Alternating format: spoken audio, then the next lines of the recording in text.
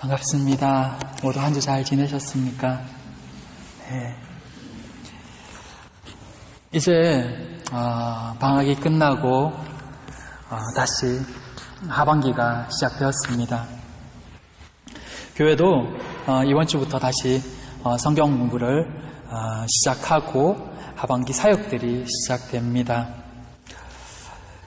여러분에게 이 2018년 하반기는 또 어떤 의미를 가지는 그런 시간들이 될까요? 오늘 말씀을 통해서 우리 모두에게도 새로운 기대와 새로운 은혜를 사모하는 그런 시간들이 될 수 있기를 바랍니다. 오늘 말씀은 나면서부터 못 걷는 한 사람의 이야기입니다. 그를 통해서 오늘 우리에게 주시는 말씀은 무엇이며 또한 이를 통해 우리가 생각하며 또한 결단해야 될 것은 무엇인지 함께 생각해 볼 수 있게 되기를 바랍니다. 첫째, 매일 성전으로 가는 거지. 예루살렘에 나면서부터 발을 못 쓰는, 예전으로는 안진뱅이라고 표현하죠. 나면서부터 걷지 못하는 한 사람이 있었습니다. 그는 평생을 뒤에 보면 40 정도라고 되어 있는데 태어나면서부터 그때까지 한 번도 걸어보지 못했고 또 그러기에 철이 들고부터는 구걸로 그날그날을 살아가야 되는 사람이었습니다. 그런 그가 즐겨 찾는 곳이 있었습니다. 그곳은 성전이었습니다. 그것도 가장 아름답게 지어졌다는 이 성전 미문이었습니다. 왜 하필 성전 앞이었을까요? 성전을 드나드는 사람들을 보기 위함이었습니다. 아무래도 일반 사람들보다는 기도하러 오가는 사람들이 좀 더 적선을 많이 해줄 것이라는 기대감 때문이었던 것입니다. 성전, 그것도 그 모든 것 중에도 제일 아름답다고 불려지는 그 미문 앞에 앉아서 구걸하는 한 발 못 쓰는 거지. 그에게 성전은 어떤 의미였을까요? 2절에 보면 구걸이 잘 되는 장소였습니다. 매일처럼 성전을 오지만 성전 안으로 들어가지도 또 들어갈 수도 없는 사람. 그에게 성전은 그저 하루하루 구걸을 위해 또 하루하루 필요한 것을 얻기 위해 구걸해야 되는 장소 그 이상도 그 이하도 아니었던 것입니다. 그의 관심은 그 성전을 드나드는 사람들이었습니다. 누가 내게 도움을 줄 수 있을까? 어떤 사람이 나의 필요를 채워줄 수 있을까? 매일처럼 올라오는, 아니 사람들에 의해서 메어져서 데려다 놓아지는 그 성전에서 그가 기대하는 바는 사람이었고 그들에게서 얻게 되는 동전뿐이었습니다. 그런 그의 모습을 찬찬히 생각하면서 문득 우리는 어떨까라는 생각들을 해보게 됩니다. 오늘 우리가 이곳에서 이 예배 가운데 우리가 기대하는 바는 과연 무엇일까 하는 그런 생각 말입니다. 신앙을 찾아 교회로 나오고 말씀을 듣는 대부분의 사람들은 최소한 착하게 살고 싶은 마음과 은혜를 사모하고 신앙인다워지고자 애쓰는 마음들이 다 있습니다. 그런데 어느 순간에서부턴가 우리의 생각과 우리의 삶에 희석되어지고 변질된 신앙의 모습이 조금씩 자리 잡기 시작합니다. 분명히 믿음이라고 생각했었는데 실제로 우리가 주님께 구하는 것은 예수님으로부터의 평안, 생명의 기쁨보다는 이 땅에서의 여러 문제들에 대한 고민만일 때가 많습니다. 그리고 때로 사람들로부터 얻을 수 있는 약간의 위안 정도. 이 땅에서의 문제는 아무것도 아니다라는 이야기가 아닙니다. 다만 그것만을 위해 교회로 나오게 될 때 그것은 굉장히 큰 문제가 된다는 것입니다. 생명의 기쁨, 주님 안에 거하는 이의 행복, 주께 삶을 맡긴 자의 평안이 있건만 우리는 많은 경우 이 땅에서의 우리의 삶의 문제에만 집중할 때가 많은 것입니다. 그리고 그것 하나를 얻으면 만족해하고 행복해하고 그것이 되지 않으면 실망합니다. 예수 믿는 출발이 그것에서부터일 수는 있습니다. 많은 문제와 고민을 가지고 주께 나아와서 그것으로부터 벗어나고 문제가 풀리고 평안을 누리는 것은 정말 감사한 일입니다. 그러나 그것만이 교회에 나오는 이유라면 안타까운 일입니다. 그래서 그것이 풀리지 않으면 믿음도 아무 소용이 없게 되고 실망만 하는 것입니다. 마치 이 다리 못 쓰는 사람이 성전 문까지 올라와서 그날 국어를 잘하면 행복해하고 만족해하듯이 그렇게 많은 신앙인들이 정말 소중하고 가치 있는 것보다는 살면서 순간으로 그칠 작은 것들, 물론 그것도 우리 삶의 일부이긴 하지만 그 작은 것에만 집중하며 관심 가진다는 것입니다. 많은 이들이 성전에서 생명의 기쁨을 누리는 동안 하나님께 예배하며 감사와 감격을 누리는 동안 그는 오로지 동전 몇 푼만을 생각하는 것입니다. 그것이 그가 성전에 올라오는 이유였습니다. 우리에게 교회는 어떤 의미가 있는 곳입니까?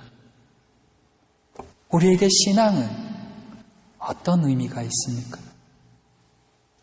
이 땅을 살아가는 동안에 위로받는 곳, 내가 문제가 생기면 하소연하는 곳, 그러다가 한 번씩 응답받을 가능성이 있는 곳, 그것이 우리가 생각하는 교회의 전부라면 그저 안타까울 뿐입니다. 이곳에는 그것보다 훨씬 더 큰 것이 있습니다. 생명이 있고 능력이 있습니다. 베드로가 말하듯이 내게 있는 것, 예수 그리스도의 이름, 예수 그리스도의 능력이 있습니다. 이곳에 계신 성도 여러분, 우리에게 지금 이것이 있습니까? 예수 믿기에 가지는 능력, 예수의 이름이 우리에게 있습니까? 그리스도인의 삶이 말만이 아닌 능력에 있는 이유가 여기에 있습니다. 우리가 진심으로 예수 그리스도를 믿게 되면 그 삶 가운데 온전히 예수 그리스도를 의지하게 되면 그 이름으로 인해 우리의 삶 가운데도 능력이 일어나고 변화가 나타나는 것입니다.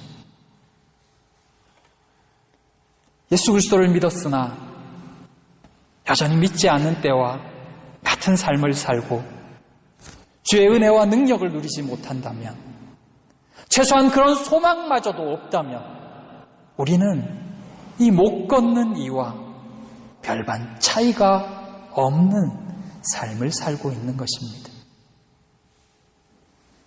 안타까운 그리스도인입니다. 오늘 우리는 이곳에 왜 와 있는가? 그것을 다시 한번 진지하게 물어볼 수 있게 되기를 바랍니다. 베드로와 요한은 어떻게 말하고 있습니까? 그는 어떻게 행동하고 있을까요? 그를 통해서 또한 우리에게 알려주고 있는 것은 무엇일까요? 둘째, 예수 그리스도의 이름으로 평생을 구걸하기 위해 매일처럼, 정말 매일처럼 성전으로 메어져 올라왔던 그 발 못 쓰는 거지. 그때 마침 베드로와 요한이 정한 기도 시간을 따라서 성전으로 기도하러 올라오고 있습니다. 그는 베드로와 요한을 향하여 동전 한 입이라도 던져주고 가기를 간청합니다. 분명 그의 구걸하는 소리는 다른 사람들에게 하는 것과 똑같은 소리였을 것입니다. 그런 그의 곁을 많은 사람들이 지나갔을 것입니다. 그리고 아마 베드로와 요한도 사람들에 휩싸여서 늘 그렇게 그곳을 지나갔을 것입니다. 거지도 매일처럼 그곳에서 나와서 구걸을 했고 베드로와 요한도 늘 하루 3번은 특별한 일이 없으면 기도 시간을 따라 그곳을 지나 성전으로 들어갔을 것이기 때문입니다. 그날만이 특별하게 한번 지나간 것이 아니라 매일처럼 거지도 나왔고 베드로와 요한도 그것을 매일처럼 지나갔다는 것입니다. 그런데 그날따라 유독 그 거지의 소리가 귀에 들리고 그 거지가 눈에 띄는 것입니다. 그를 주목하여 보지 않을 수 없을 정도로 말입니다. 왜였을까요?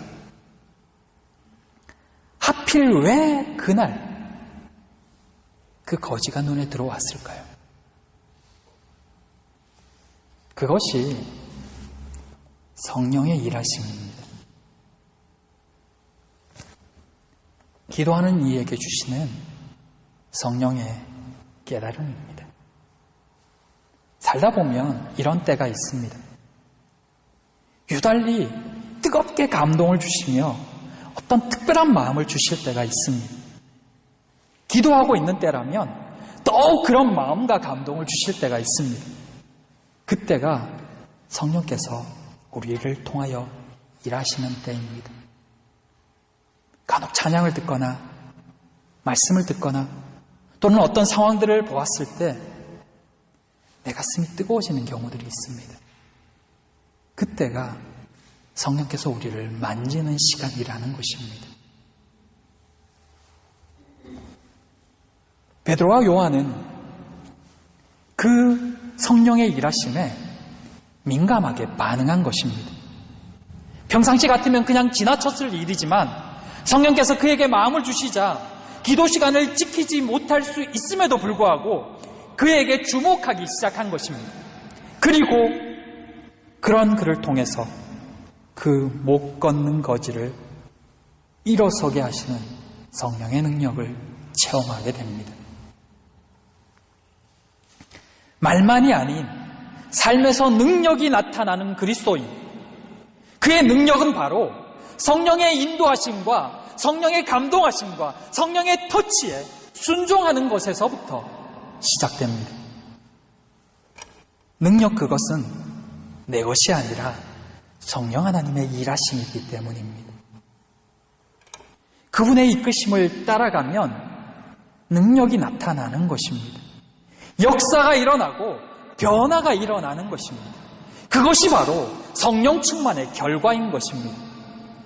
내 삶에 능력이 나타나기 원하십니까? 그렇다면 미세한 음성이라도 성령께서 내 마음을 만지실 때, 감동하실 때 거기에 반응하시기 바랍니다. 그러면 내가 그리스도임을 내 눈으로 보게 될 것입니다. 여러분에게 그런 은혜가 있기를 소망합니다. 왜 하필 그곳, 그 성전, 그것도 가장 아름답다고 말하는, 가장 잘 지었다고 말하는 성전 미문에서 나면서부터 못 걷는 그 거지를 주목하게 하셨을까요? 성전 미문 앞에 앉아있는 걷지 못하는 구걸하는 거지. 그 모습은 당시 유대 사회의 모습이 어떠한가를 명확히 보여주는 하나의 표징 같은 거였습니다. 화려한 성전은 있지만 정말 잘 지어졌다고 말하는 그 아름다운 미문은 있지만 그 앞에서 동냥하는 발 못 쓰는 자에게는 아무것도 해줄 수 없는 그런 종교사회. 그에게 해줄 수 있는 최선이 그를 메어다가 성전 앞에 두고 구걸할 수 있도록 해주는 정도. 그에게 해줄 수 있는 것이라고는 동전 몇 푼. 또 평생을 한 번도 걸어보지 못한 불쌍한 불구자.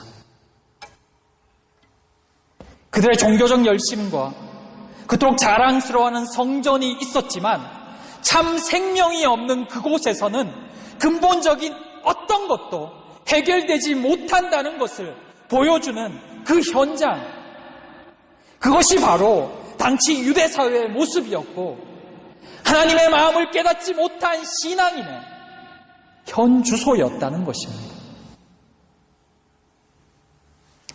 내게는 은과 금이 없지만 내게는 예수 그리스도의 이름이 있다고 말하며 걸으라라고 말하는 그 베드로의 말은 그 구걸하는 일을 향한 말이기도 했지만 또한 그 유대 사회를 향한 외침이기도 했던 것입니다.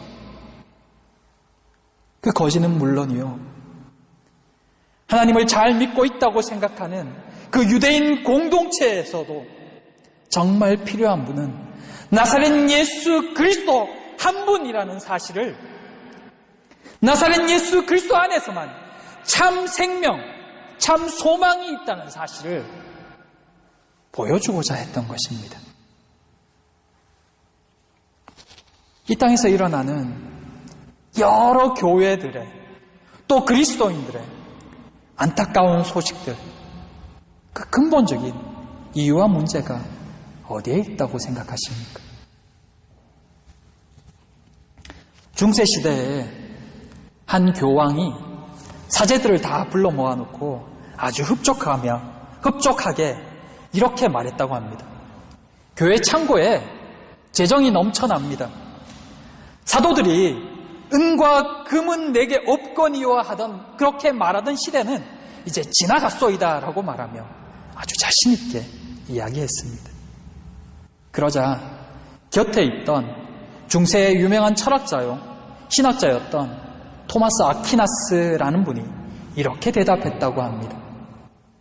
그렇습니다, 폐하.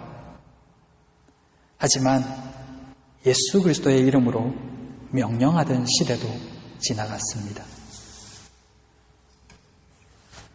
신앙생활을 하다 보면 때로 교회를 향해서 여러 요구와 필요들을 느끼게 됩니다. 멀리 볼 것 없이 우리 교회만 보아도 여러 가지 생각들이 듭니다. 교회도 작고 이것도 부족하고 저것도 없고 이것도 문제고 저것도 필요하고.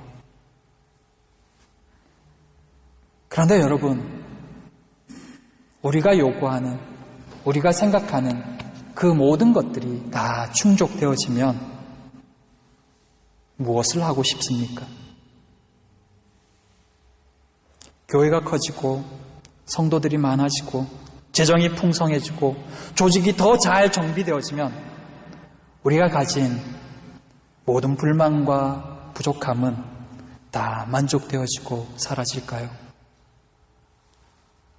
그러면 신앙적으로 더 잘 성장하고 믿음 좋은 사람이 되는 건가요? 물론 많은 것이 풍성해지면 선교도 더 할 수 있고 교회적으로도 여러 일을 하는데 좀 더 여유가 있게 될 것입니다. 그런데 그것 아십니까? 지금 세상의 지탄을 받는 교회들은 작고 연약한 공동체가 아니라는 사실을 말입니다. 물론 작다고 문제가 없는 것은 아닙니다. 다만 크게 문제를 못 일으킬 뿐이죠. 즉, 교회에서 일어나는 여러 가지 안타까운 일들은 크고 작고 있고 없음의 문제에서부터 출발하지 않는다는 것입니다. 사실은 오늘날 교회에서 일어나는 여러 문제들의 원인이 은금에 너무 매여서 또는 은금이 너무 넘쳐나서 이지는 않을까요? 가난한 교회는 물질에서 자유하지 못해서, 부유한 교회는 물질이 넘쳐나서 예수님께 집중하지 못하기 때문에 끊임없이 문제가 일어나고 있는 것은 아닌가 하는 것입니다. 물질이 없으면 아들에게 물려주지 않겠죠. 오늘 베드로가 그 걷지 못하는 이에게 준 것은 은금이 아니었습니다. 예수 그리스도의 이름이었습니다. 그 이름의 권세로 명했을 때 그의 육신적인 문제는 물론이요, 영적인 문제까지도 한꺼번에 다 해결되고 있음을 볼 수가 있습니다. 교회는 어떤 곳입니까? 세상에서 그리스도인은 어떤 존재입니까? 그들을 구제하거나 예수 믿으면 이렇게 잘 된다라는 것을 보여주기 위해서 존재하는 이들이 아닙니다. 예수 잘 믿으면 은금이 넘친다는 것을 보여주기 위해 교회가 있고 성도가 있는 것이 아니라는 것입니다. 구약시대에 이스라엘을 택해서 그들로 하여금 하나님 백성답게 살기를 바라셨듯이 그것을 보며 열방도 하나님께로 나오기를 원하셨듯이 오늘 우리에게도 바라시는 것은 그저 하나님 안에서 사는 것입니다. 하나님만을 온전히 예배하고 믿는 자답게 말하고 행동하며 나아가 아버지의 마음으로 세상을 바라볼 수 있는 사람, 그것만을 원하신다는 것입니다. 그러다 보면 하나님께서 깨닫게 해주시고 보여주시는 것이 있습니다. 그러면 그것에 반응하며 사는 것입니다. 그가 신앙인입니다. 베드로는 그 거지에게 이렇게 말합니다. 우리를 보라.